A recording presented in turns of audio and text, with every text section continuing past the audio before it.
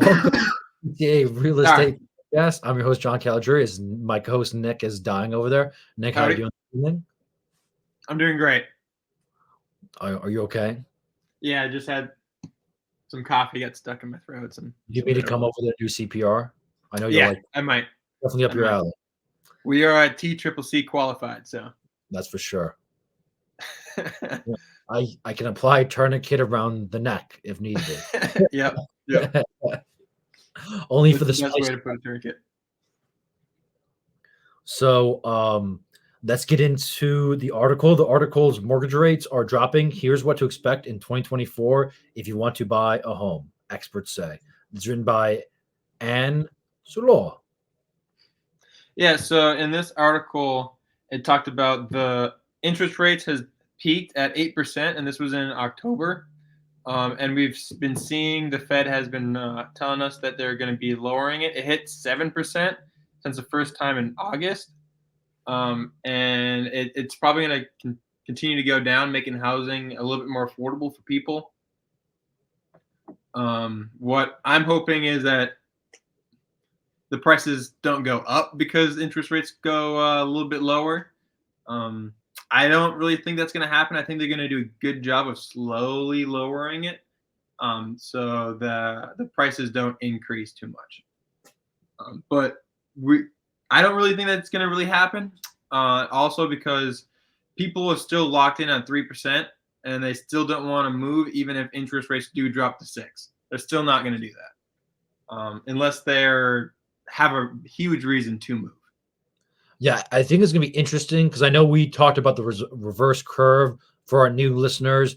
Basically, the reverse curve is we have a fear if rates drop dramatically, then price is going to skyrocket. So you're in the same boat. Even like right now, people are complaining that interest rates are too high. That's why they can't buy a home. Well, if they drop interest rates too much and the prices go up, we're going to be the same situation.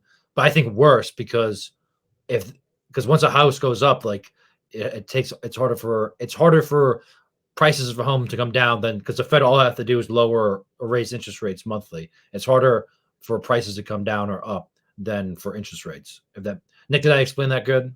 Do you No, understand what? that's exactly what it is. So the Fed just needs to do a good job of slowly lowering it. Um, and I'm looking at a chart right now. It's and from 2000 like 2002 to 2010, pretty much it was around that 6%. Sometimes a little lower, sometimes a little bit high. And we've seen that a lot of people, the market's good at that interest rate. Yeah. So 6%. I would like to see it stay around 6%. Um, that gives the Fed some time to go down if they need to, or they can raise it if they want to slow down the market, and they can manipulate it at 6%, and the market can still stay healthy. But right now, I mean, at our 8% high or 7%, as of right now, because of the housing prices that we see right now, it's just Americans can't afford to buy a house at that high of an interest rate. Yes. And I think that we discuss I think they're doing a pretty good job of that too, of um keeping the economy kind of on track, you know what I'm saying? So that it's not balloon or bust. There's a lot of people in October when rates were this high, people were honestly scared of what's gonna happen and things of that nature. I think they've done as much as I don't want to tap the Fed on the back, I think they've done a fairly good job of Yeah, keeping the train on the tracks.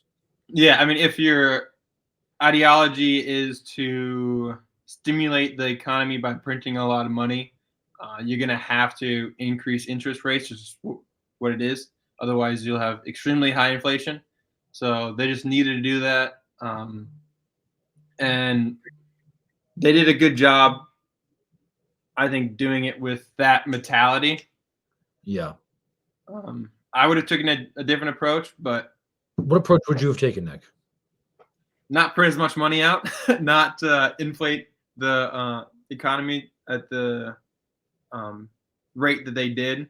I would have probably, I'm sorry, cut taxes instead of printing money and giving it away. I don't think that's ever a good thing. Talking about taxes, like this is how I would legitimately tax people. I think that you're, I think there should be some sort of way where if you are bad to society, you get taxed more.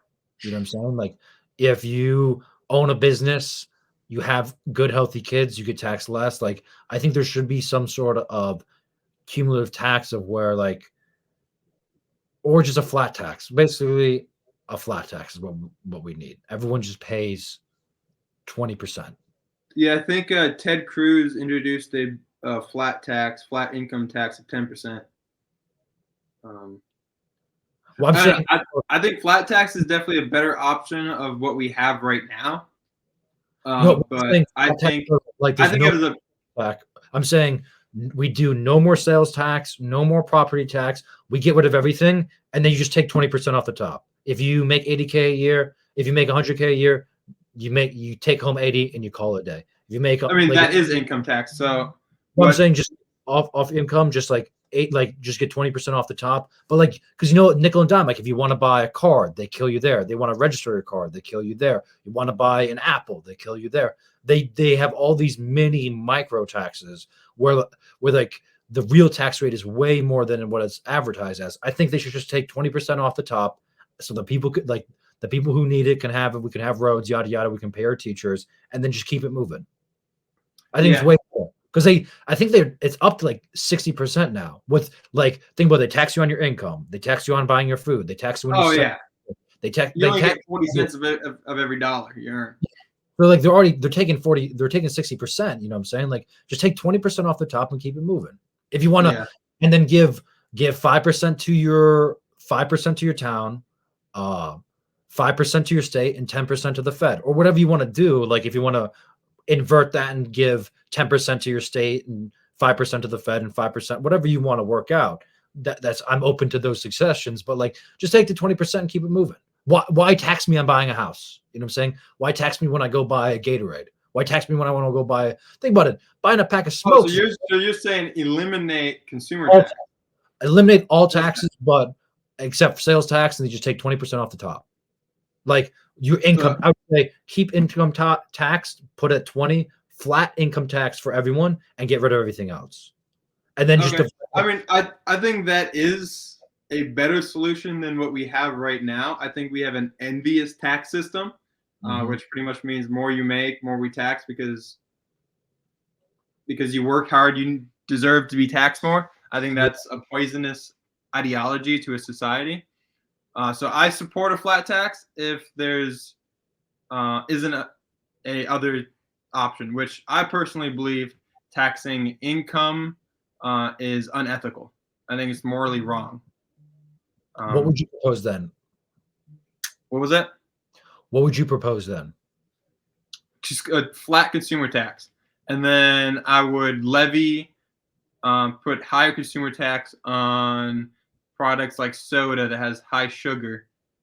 But I would have a flat consumer tax. My understanding. What is it for the people? Because I'm hesitant. What is a consumer tax? I have a bunch of messages. John, do you think we can pick this up later? I have to go.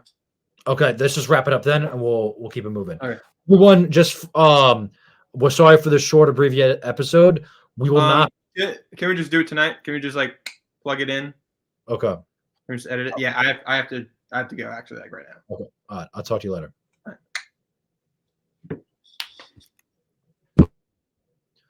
So Nick is gone. We're not going to be around next week. We're going to take a break for Christmas. Well, we will be starting the first week of the new year. So for all the listeners out there, I hope you have a wonderful Christmas. We'll get back to you the new year, and God bless. Have a good rest of your day.